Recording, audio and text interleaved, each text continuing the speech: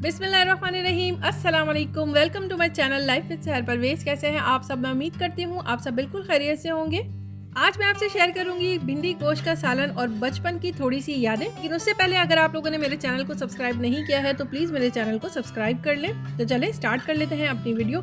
भिंडी गोश्त बनाने के लिए सबसे पहले मैंने यहाँ पर एक पैन ले लिया है और उसमें ऐड कर रही हूँ हाफ कप ऑयल और ऐड कर रही हूँ उसमें 3 अदद प्याज।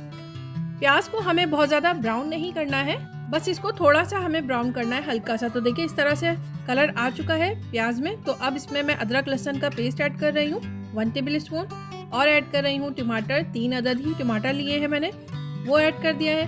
हल्दी ऐड कर रही हूँ हाफ टी स्पून, पिसी हुई लाल मिर्च ऐड कर रही हूँ 2 टीस्पून।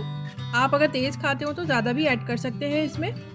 तो बस इन मसालों को अच्छी तरह से मिक्स कर लेंगे और टमाटर को सॉफ्ट होने तक पका लेंगे।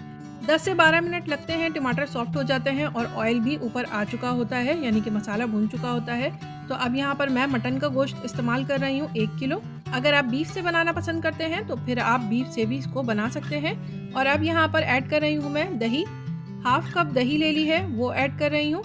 और उसके बाद इसमें मैं ऐड कर रही हूँ नमक मैंने ले लिया है यहाँ पर 2 टीस्पून। नमक ऐड करने के बाद अच्छी तरह से मिक्स कर लूँगी। मिक्स करने के बाद इसमें मैं ऐड करूँगी पानी। तो पानी मैंने यहाँ पर ले लिया है 2 कप पानी ऐड करेंगे। पानी ऐड करने के बाद अच्छी तरह से एक बार मिक्स कर लेंगे। मिक्स करने के बाद इसमें मैंने लिड लगा दिया है। लिड लगाकर मैं हाई फ्लेम कर दूँगी ताकि एक दफ़ा अच्छी तरह से बॉयल आ जाए इसमें। तो देखिए इस तरह से जब उबलने लगे तो फिर आप लिड लगाकर फ्लेम को कर दें मीडियम टू लो, ताकि गोश्त अच्छी तरह से गल जाए। तो गोश्त यहाँ गल रहा है, तब तक हम चलते हैं भिंडी की तरफ। भिंडी को मैंने वॉश कर लिया है, वॉश करके इसकी जब तक कटिंग कर लेते हैं। तो बस भिंडी ले ली है मैंने आधा किलो। तो इस तरह से देखिए मेरे पास एक ही साइज़ की भिंडी है, तो एक साइज़ की भिंडी है मेरे पास, तो मैं इसको क्या कर रही हूँ बीच में से कट कर रही हूँ। लेकिन अगर आपके पास बड़ी है भिंडी तो आप इस तरह से 2 पार्ट में डिवाइड कर सकते हैं, 2 हिस्सों में कर लें, नहीं तो इस तरह से बीच में से कट लगा लें अगर मीडियम साइज़ की है। तो अब देखें बचपन की कुछ यादें। जब अम्मी हमारी बनाया करती थी भिंडी की सब्ज़ी तो हमारे हाथों में इस तरह से लगा दिया करती थी, तो हम लोग बड़े खुश होते थे। तो आज मैंने सोचा है क्यों ना आप लोगों से भी शेयर करूँ कि इस तरह से देखें ये भी बड़ी खुश हो रही थी। तो वापस आ जाते हैं और देख लेते हैं कि मटन गला है या नहीं।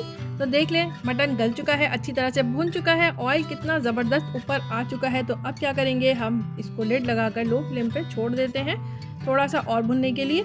और यहाँ पर भिंडी फ्राई कर लेते हैं। 1 कप ऑयल ले लिया है भिंडी को फ्राई करने के लिए और भिंडी को हमें फ्राई करना है हाई फ्लेम पर।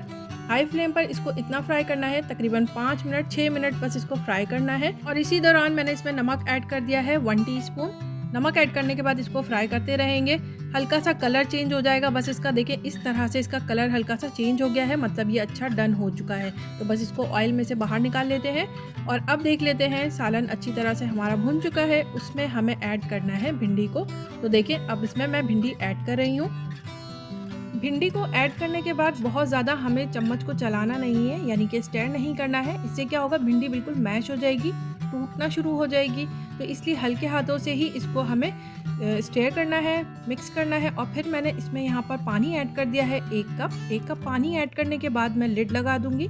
लिड लगाने के बाद हाई फ्लेम रखूँगी, इसी तरह से एक दफ़ा उबाल आ जाए और फिर उसके बाद लिड लगाने के बाद मीडियम टू लो फ्लेम पर हमें दम पे समझ ले रखना है इसको, सिर्फ और सिर्फ 10 मिनट के लिए। क्योंकि हमने भिंडी को सिर्फ हाई फ्लेम पर फ्राई किया हुआ है तो थोड़ी कसर उसमें है पकने के लिए, तो वो कसर उसकी ख़त्म हो जाएगी, वो बिल्कुल गल जाएगी, पक चुकी होगी। तो देखिए अभी आप देख सकते हैं 10 मिनट हो चुके हैं। और अब मैं यहाँ पर ऐड कर रही हूँ भुना हुआ जीरा और धनिया, ये क्रश किया हुआ है, हाफ टेबल स्पून इसमें ऐड कर रही हूँ। बहुत अच्छी खुशबू, बहुत ज़बरदस्त इसका टेस्ट आता है, आप ज़रूर ऐड करके देखिएगा एक बार।